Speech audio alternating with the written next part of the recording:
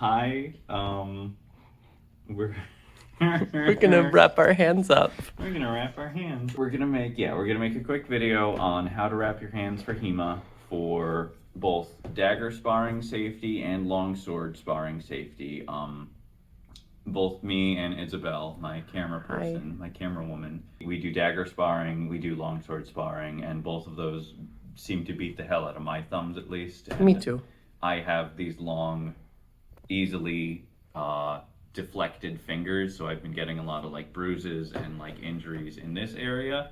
And as I've been training more, I've found that hand wraps are a good tool to kind of prevent that on the cheap. I've found, so in dagger sparring, you never want to block like this. This will not save you from being an idiot and doing it over and over. Yes. But if you're like me and you just randomly forget, I shouldn't catch like this, and you're supposed to block here. Like I've caught it, in dagger and gotten hurt, and it'll hurt for like 20 minutes, and then the next day it won't really hurt anymore compared to not having hand wraps on, where I'll feel it for like a week. Yes, exactly. Likewise with longsword, especially on my right hand, I'll find that blows here can tend to deflect my thumb in and out and hyperextend it, and this helps a lot. You'll still get bruises here from being hit, but it's not nearly as likely to damage this joint or strain these muscles. So that's, in a nutshell, what I use hand wraps for during HEMA.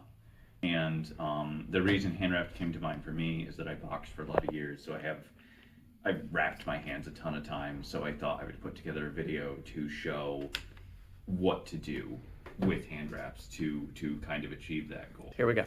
So these are 108 inch wraps. These are youth hand wraps, which normally obviously you wouldn't use for boxing, but you don't need a ton of padding and support across your knuckles for HEMA, so these work just fine. These are 180s. These are boxing. These are what you would use for boxing. Because they're bigger. So with hand wraps, you can get them with a thumb loop or without. I think basically all of them are sold with a thumb loop now. Yeah.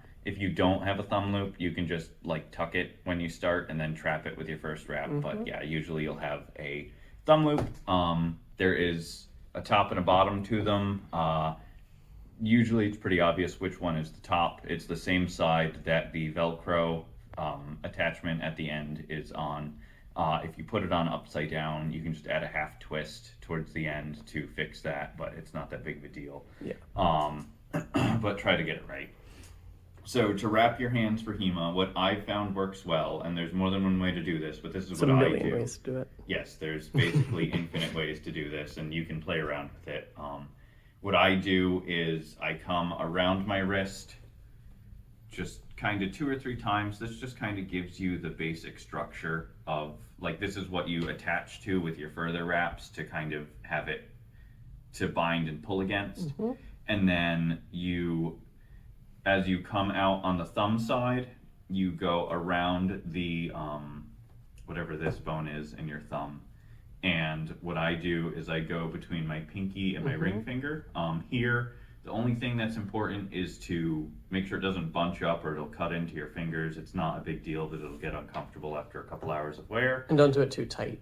Don't do it too tight. In boxing, you want to leave a little bit of stretch. In HEMA, because it's being used to protect against like sudden like pulling, I pull out a good bit of tension. You'll have to play with the tension if you haven't done hand wraps before. If it's too loose, it'll fall apart. If it's too tight, it'll cut in or make your hands sore.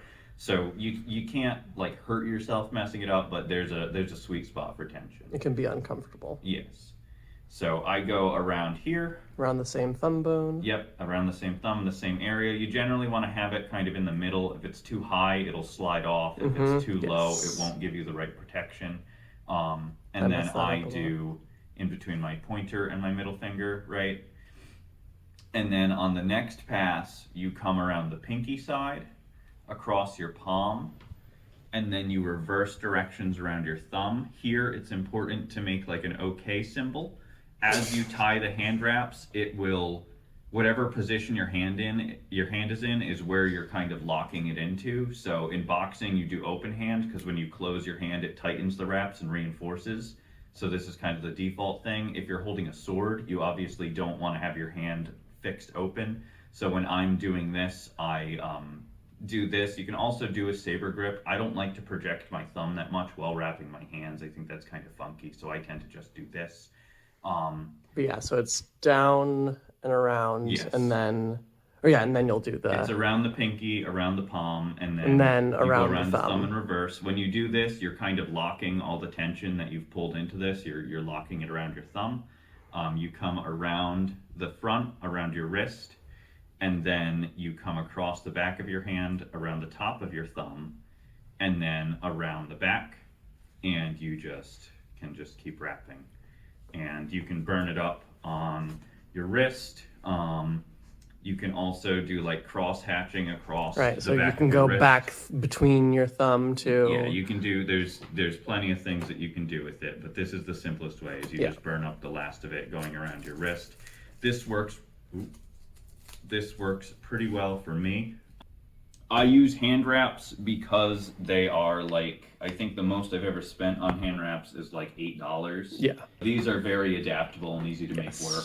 And because you're building the structure, you can change them in different ways depending on what you actually need to accomplish. You're shopping for hand wraps, the main thing to look for quality, and all hand wraps suck, they are only like $7. This stitching matters. This Velcro tends to be what fails on them. It starts pulling off, so the better stitched this is, the better off you'll be. and the stitching. Yeah, that stitching there. Same thing with the stitching here, is this is, the thumb loop doesn't take a lot of strain, but this is another point of failure. But Yeah. for the most part, they're cotton wraps with some elastic stretch to them. So Yeah. they're not, like, it's Pretty mostly, simple. they're all the same. I mostly buy what's cheapest, which Meister has.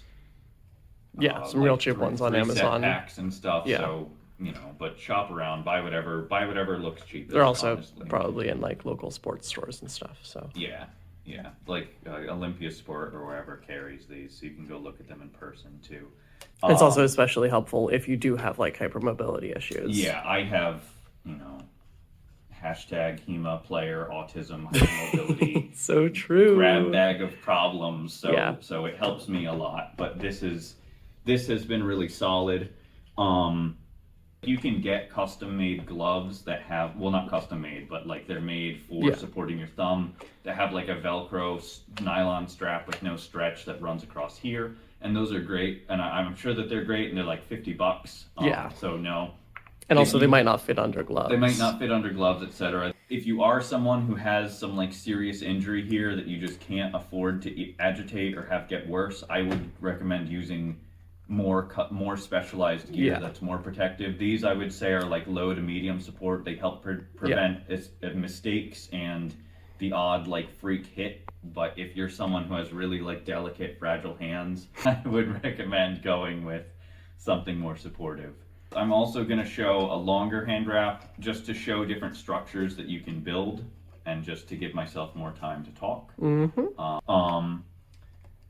So this is going to so be we're a starting longer, again on the this is thumb. going to be a longer, this is a longer wrap. I wouldn't recommend using these for HEMA. It's too much, but it'll give me a chance to show off more of what you can do.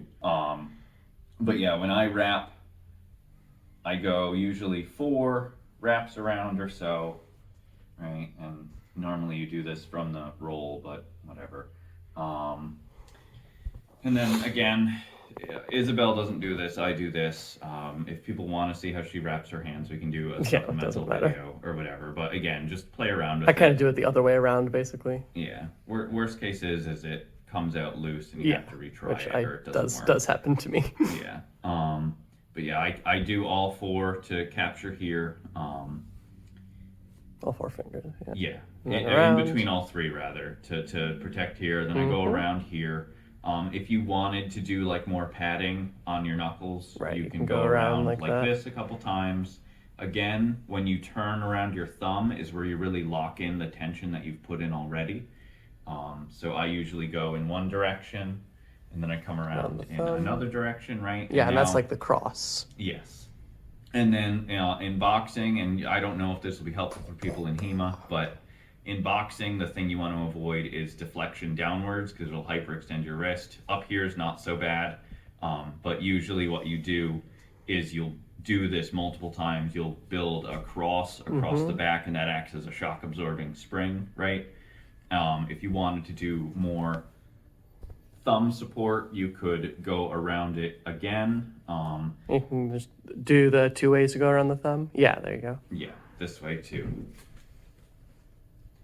And that gives you, that's a lot of support. In boxing, like I said, this tightens up the wraps and supports to prevent these bones from breaking. You don't need that in HEMA, and you can see how bulky these wraps like are. when you're doing the cross hatching, that's what creates a lot of the Yeah. bulk in the palm and on top of the hand, which is what kind of makes it hard to close. Yeah, and if you're finding it's too much, you can look where you cross. Like, you can see the big gaps here compared to here. And if you just avoid going over your thumb or over your palm too much, you'll avoid a lot of, like, there's a little bit of space here, but between clamshell gloves and everything, it doesn't cause me too much of issues. Yeah. But yeah, it's, not engineered for HEMA, obviously, but it certainly works pretty well. And yeah, you can just keep going around. This gives a lot of, like, wrist deflection support, but I would focus on things that capture this side of your thumb. You can also come around into the crotch here and figure out ways to support your thumb coming back. I don't do that too much because I don't find myself getting hit directly. Usually when I block with dagger, it's deflecting sideways against this. So, but there's, it's really just something like, I guess, choose your own adventure, how you're going to wrap it, how you're going to reinforce your hand. And more wrist, going around the wrist more times can also give, just a little bit of extra padding on the wrist too. Yes. Not just the joint support. Yeah, these also provide pretty good padding. Like a common use in boxing is to hit heavy pads with them with no gloves on, and this can really save your hands from getting bruised. Yeah, especially if you really layer it up. In HEMA, it's hard to wrap up here, which is somewhere that gets hit pretty often. Like, I have a little bruise here, even though I'm fighting with hand wraps on from longsword hits. But awesome we're making an instructional video here. But instructing it's people hard on the dangers of HEMA. It's hard to wrap up here and protect it without having a slip or really bind up your thumb and take out dexterity. So there's only so much you can do with it, but obviously these are here to supplement gloves, not replace them. But yeah, hopefully this was educational to everyone, and hopefully I didn't infuriate anyone with ADHD who just wants me to get to the point. We can maybe make an ADHD cut of it. But yeah, that's here, and I hope that it helps people. And I guess let me know if you want to know more or have questions, or if you think it worked for you, or if you think I'm an idiot. And yeah, thank you for watching. Yeah.